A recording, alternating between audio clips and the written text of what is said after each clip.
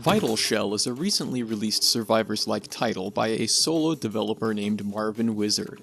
I think it did something really cool with its player character designs, and that would be combining medieval fantasy archetypes within the mecha world of giant robots.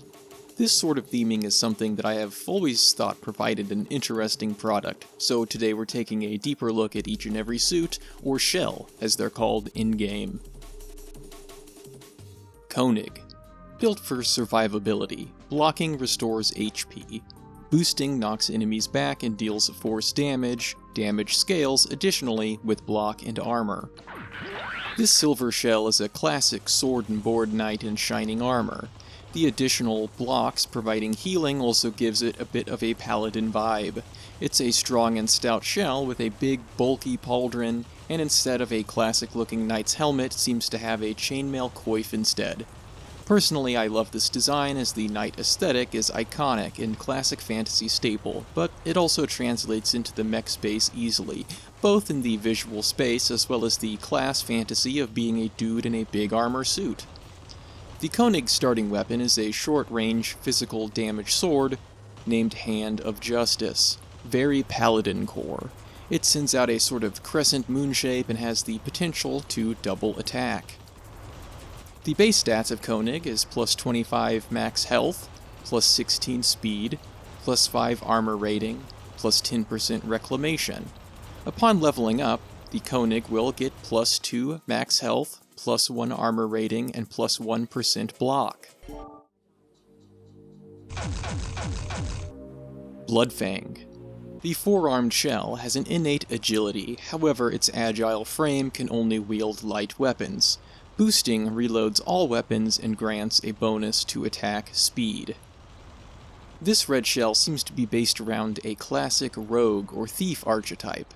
As opposed to using large weapons, this one can only carry light, which I think is a sort of replacement for sneaky classes using short blades versus big heavy weapons. It's also got the guns akimbo stance going on, which is on par with a dagger in each hand. Bloodfang's also got a solid bonus to speed stats as well as dodging. Something that is interesting is that there isn't a baseline crit increase, which is something I would have expected with the theme. Bloodfang's starting weapon is a medium-ranged physical damage dual pistol called Crimson Duet. I like the name Crimson Duet as it links right back to the name Bloodfang, but the duet part explains it's a twofer, and also even feels tied to its in-game dodge ability, which Vital Shell fans like to call a bullet ballerina move. Oh yeah, and we get a Shatter, which is a chance for AoE damage on impact. Bloodfang's base stats is plus 20 max health, plus 18 speed, plus 10% dodge, and plus 10% reclamation. Each time Bloodfang levels up, it gets plus 1 max health, plus 2% dodge, and plus 1% attack speed increase. So there is a limited number of shells to select in this game, which leaves it pretty ripe for additional characters to be added. What fantasy class archetype would you want to see the most added into Vital Shell? You can go ahead and drop that into the comments below. And while you're down there, don't forget to hit the sub button. Thanks. Mirage. Equipped with a powerful elemental cannon that cycles through different attacks. Boosting blinks through enemies and leaves a trail of fire behind the shell. Gains a damage buff while enemies are burning. This is a classic pointy hat wizard, and probably my favorite one of the Vital Shell designs. Instead of being in a robe, you've got some big poofy looking pants, a traditional mage weapon choice of staff, and the pinnacle feature of every magic user, the conical hat. And, of course, the whole suit is built into a nice mold blue color, which gives a nice sheen of mech to the very clear sorcery hue. In terms of stats, we get a pretty nice elemental damage increase. As I'm sure we all know, a wizard's skill set typically revolves around water, air, fire, and earth, which are the elements. The magic wizard weapon of choice is an elemental damaging weapon called the Shifting Staff. It's got a long range, mid-strength damage, and a potency effect called Magic Burst. That means it's got a chance to release a burst attack after its charge is fully depleted. My favorite thing is the big glowy orb on the back. Mirage base stats is a plus 21 max health, plus 16 speed, plus 10% reclamation, and plus 10% elemental damage.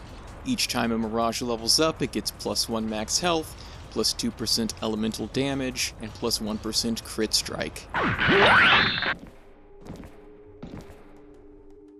Sidewinder wields a devastating buster cannon, the weight of which demands the shell's additional weapons are carried by its pets. Boosting rapidly recalls its pets, damaging enemies they dash through.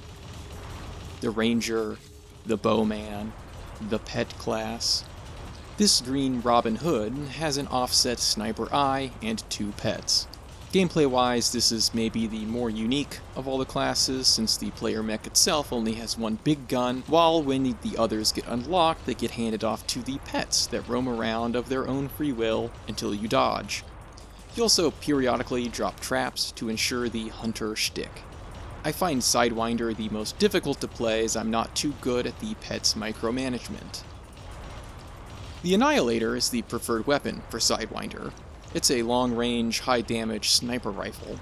Its extra power is the frost trap that I mentioned dropping earlier.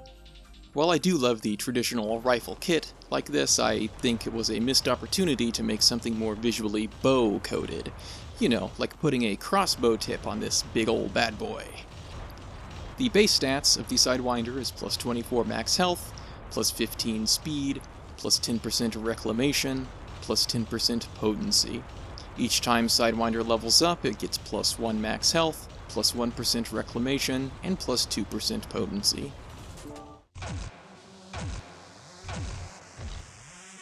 Meteor. Built for destruction, taking damage grants a stacking buff. Its scythe periodically drains life from nearby enemies. Boosting triggers a gravity well. Dark side enjoyers rejoice, we've got our evil caster variant. Some might call this a necromancer, or a vampire for its life-stealing qualities, or maybe even a damage over time warlock type. Much like its name, this one is built for explosions with the force damage buffs. It's got a threatening Grim Reaper scythe, pointy witch shoes, and a more militarized looking pointy hat. I'm a little surprised by this as opposed to a deathly hood, but either way this is one of the more intimidating looking shells, especially being fully clad in black, like some sort of mechanical ring wraith. The edgy weapon for Mr. Reaper over here is the Scythe, which is named World Eater. It's a short-ranged force weapon that has the highest damage rating for the starter weapons, that being the scary 66.6 damage. This weapon's potency is called Dark Harvest, which is a lifesteal proportional to the dealt damage. The base stats of Meteor is plus 22 max health, plus 16 speed, plus 10% reclamation, and plus 10% force damage. Each time Meteor levels up, it gets plus 1 max health, plus 1 armor rating, and plus 2% force damage. And that's all of the player mechs.